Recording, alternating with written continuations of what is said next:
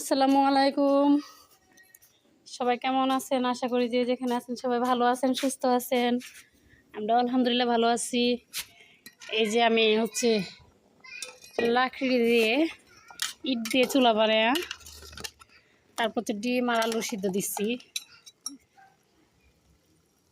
ডিম আলু সিদ্ধ হইতে তো সময় লাগে একটু বেশি। আর এখন যেহেতু গ্যাসের দাম অনেক বাড়ছে অনেক, তাহলে একটু কিপটামি তো করতেই হবে, না হলে তো হবে না। বাহ পড়ে গেছে চালাক।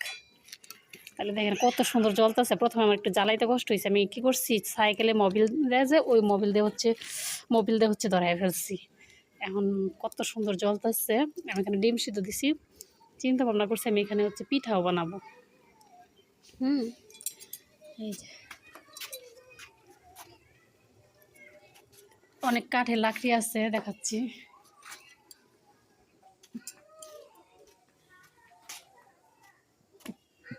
আর গ্যাসে এই করতেছি।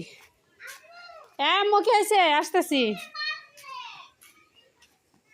এই যে কাঠের অনেকগুলো লাকড়ি আছে, কাঠ আছে। এইগুলো দিয়ে রান্না করলে অনেক দিন যাবে, কমসে কম 1 মাস তো রান্না করাই যাবে, 1-1.5 মাস। যে লাকড়ি আছে। মারিয়াম তুমি অনেক দুষ্টামি শিখছো। আর হ্যামো, আর এখানে আমি সিম দিয়ে একটা মূলা ছিল, ওটা দিয়ে আলু দিয়া বাটা মাছ দিয়ে রান্না করবো। এখানে কোটা বাচ্চা করতেছি, গ্যাসে রান্না করবো। এটাই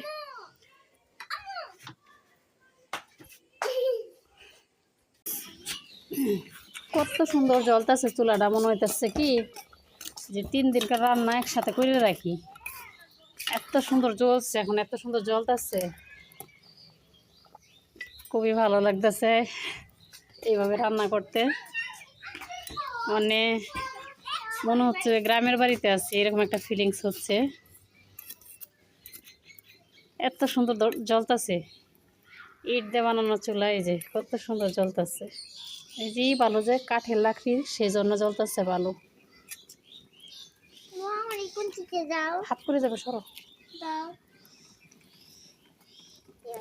অন্যরকম একটা ফিলিংস হচ্ছে এইভাবে রান্না করে। যাক, আমার ওরকম সমস্যা আমি কখনো পড়ি না। আমার গ্যাসের বোতল 2টা, একটা একটা শেষ হইলে আরেকটা ঘর থেকে বের করে আমি এমনিতেই করি, থাকতে থাকতে নিয়ে এসে রাখে। তো এক হিসাবে শখেই বলতে পারেন, শখে রান্না করতেছি এইভাবে। রান্না না তো ডিম আর আলু সিদ্ধ করতেছি, রান্না তো গ্যাসে করব, শখে করতেছি, ভালো লাগতেছে মনে হইলো। আর কাঠের লাকড়ি দেখে খুব ভালো লাগলো। একসময় কাঠের লাকড়ি দিয়ে, সমেলের লাকড়ি দিয়ে আমি রান্না করতাম, তো এটা রান্নার মজাটা আমি বুঝি, যার কারণে আজকে মনে পড়লো যে এইভাবে রান্না করি।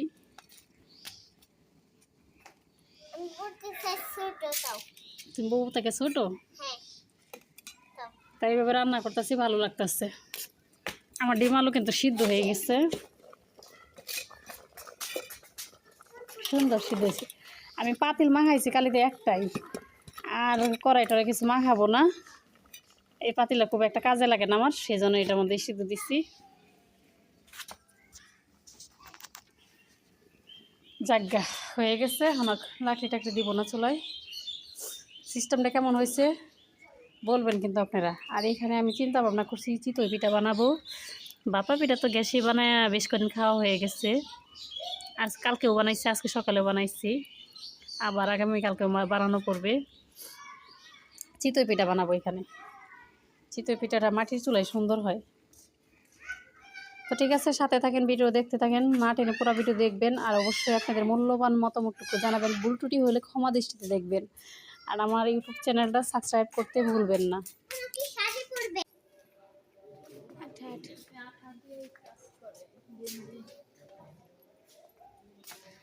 এটা যখন পরিষ্কার করে না তখন কেরোসিন ডাইলা দেয়, এই আঠা দিয়ে চুলা ধরানো যা ভালো, মাটির চুলা।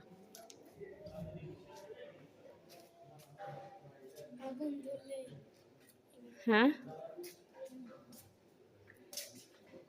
সব লাইট যখন জ্বলে তখন মনে করেন যে কত আলো হয়।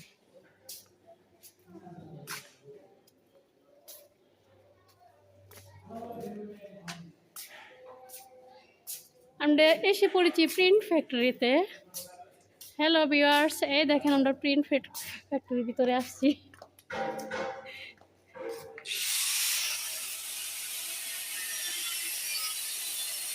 কাজ করতেছি।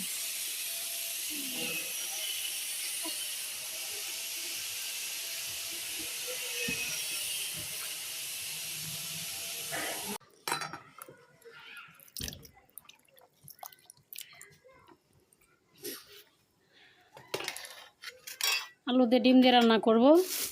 আর হচ্ছে এই যে একটা মূলা আছে, শিম আছে কয়টা, এগুলো দিয়ে এই বাটা মাছগুলো দিয়ে রান্না করব। তাহলে কালকে যেহেতু শুক্রবার, কালকে সকাল পর্যন্ত হয়ে যাবে। সকালে অন্য কিছু করব, পিঠা বানাবো, বাবা পিঠা বানাবো। আর হচ্ছে তরকারি থাকবে, অল্প করে ভাত রান্না করব। দুপুরে যেহেতু দাওয়াত আছে।